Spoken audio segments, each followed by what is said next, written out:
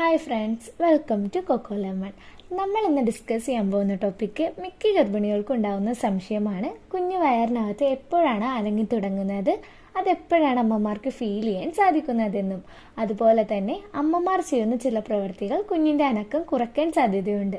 അത് ഏതൊക്കെയാണെന്ന് നമുക്ക് നോക്കാം. ഹായ് ഫ്രണ്ട്സ്, ഞാൻ നന്ദന. എൻ്റെ ചാനൽ ആദ്യമായിട്ടാണ് കാണുന്നതെങ്കിൽ സബ്സ്ക്രൈബ് ചെയ്യാൻ മറക്കരുത്. ആദ്യമായി നമുക്ക് കുഞ്ഞാവ് എപ്പോഴാണ് അനങ്ങി തുടങ്ങുന്നതെന്ന് നോക്കാം. സാധാരണ ഒരു കുട്ടി 16 മുതൽ 25 ആഴ്ചയ്ക്കുള്ളിൽ അമ്മയുടെ ഗർഭപാത്രത്തിനകത്ത് അനങ്ങി തുടങ്ങുന്നതാണ്. ചില കുട്ടികൾ 13 മുതൽ 16 ആഴ്ചയ്ക്കുള്ളിലും അനങ്ങി തുടങ്ങുന്നതാണ്.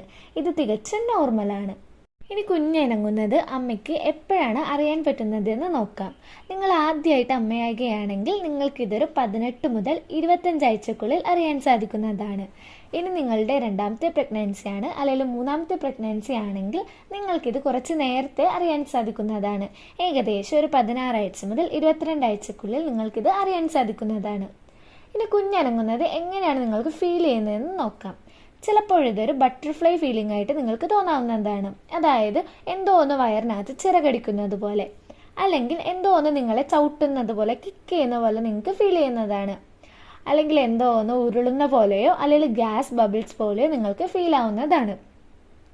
ഇനി നമ്മൾക്ക് അമ്മ ചെയ്യുന്ന എന്തൊക്കെ പ്രവൃത്തികളാണ് കുഞ്ഞുങ്ങളുടെ അനക്കം കുറയ്ക്കുന്നതെന്ന് നോക്കാം.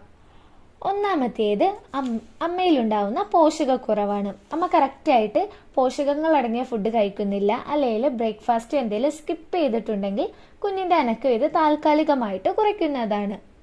രണ്ടാമത്തേത് അമ്മയിലുണ്ടാവുന്ന ക്ഷീണവും ഉറക്കക്കുറവുമാണ്. അമ്മ ടയേർഡായിട്ടാണ് ഇരിക്കുന്നത്, അല്ലെങ്കിൽ 8 മണിക്കൂർ ഉറങ്ങിയിട്ടില്ല, പകൽ ഉറങ്ങിയിട്ടില്ല, വിശ്രമിച്ചിട്ടില്ല എന്നൊക്കെയാണെങ്കിൽ ഇത് കുഞ്ഞുങ്ങളുടെ അനക്കം കുറയ്ക്കാനുള്ള സാധ്യതയുണ്ട്. മൂന്നാമത്തേത് അമ്മയിലുണ്ടാവുന്ന സ്ട്രെസ്സാണ്. അമ്മയിൽ ഇങ്ങനെ സ്ട്രെസ് വരാൻ നേരത്ത് സ്ട്രെസ് ഹോർമോൺ റിലീസ് ആവുകയും ഇത് കുഞ്ഞുങ്ങളുടെ അനക്കം കുറയ്ക്കാൻ സാധ്യത ഉണ്ടാക്കുകയും ചെയ്യുന്നു. അഞ്ചാമത്തെ പോയിന്റ്, അമ്മ അമിതഭാരമുള്ള എന്തെങ്കിലും എടുക്കുകയോ അല്ലെങ്കിൽ കഠിനമായ ജോലികളിൽ ഏർപ്പെടുകയോ ചെയ്യുന്നത് കുട്ടിയുടെ അനക്കക്കുറവ് വരുത്താൻ സാധ്യതയുണ്ട്. ആറാമത്തെ പോയിന്റ്, യാത്ര ചെയ്യുന്നതാണ്. നിങ്ങൾ കണ്ടിന്യൂസ് ആയിട്ട് യാത്ര ചെയ്യുകയാണെങ്കിൽ ഇത് നിങ്ങളിൽ ക്ഷീണം ഉണ്ടാക്കാനും സ്ട്രെസ് ഉണ്ടാക്കാനും കാരണമാവുന്നു.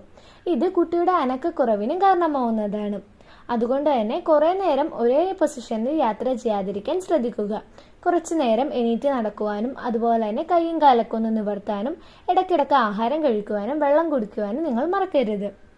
ഏഴാമത്തെ പോയിന്റ് എന്ന് പറയുന്നത് കുറേ നേരം ഒരേ പൊസിഷനിൽ ഇരിക്കുന്നതും നിൽക്കുന്നതുമാണ്.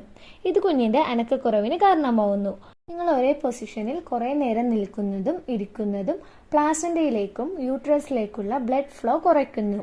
ഇത് കുഞ്ഞിന്റെ അനക്കക്കുറവിന് സാധ്യതയുണ്ടാക്കുന്നു. ഒരു 45 മിനിറ്റ് കഴിയാൻ നേരത്തെ നിങ്ങൾക്ക് പൊസിഷൻ മാറി നിൽക്കുകയാണെങ്കിൽ ഇരിക്കുകയോ ചെയ്യേണ്ടതുണ്ട്. ഒമ്പതാമത്തെ പോയിന്റ് എന്ന് പറയുന്നത് നിർജ്ജലീകരണമാണ്, അതായത് ഡീഹൈഡ്രേഷൻ. നിങ്ങൾ ആവശ്യത്തിന് വെള്ളം കുടിച്ചിട്ടില്ല എന്നാണെങ്കിൽ ഇത് കുഞ്ഞിന്റെ അനക്കക്കുറവിന് കാരണമാവുന്നു.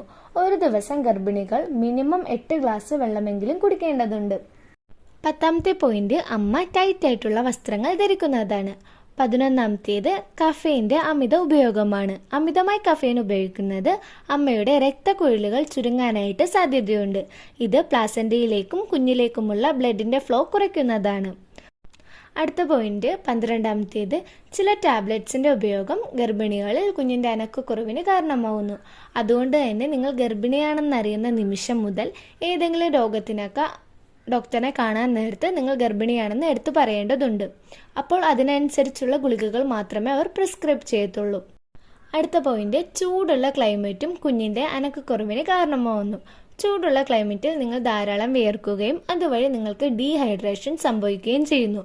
ഇതും കുഞ്ഞിന്റെ അനക്കക്കുറവിന് കാരണമാവുന്നുണ്ട്. ഇത്രയും പോയിന്റ്സ് ആണ് കുഞ്ഞുങ്ങളുടെ അനക്കക്കുറവിന് അമ്മമാർ ചെയ്യുന്ന കാര്യങ്ങൾ. ഇനിയും ഇതുപോലുള്ള വീഡിയോകൾക്കായി കൊക്കോ ലെമൺ ഫോളോ ചെയ്യാൻ മറക്കരുത്.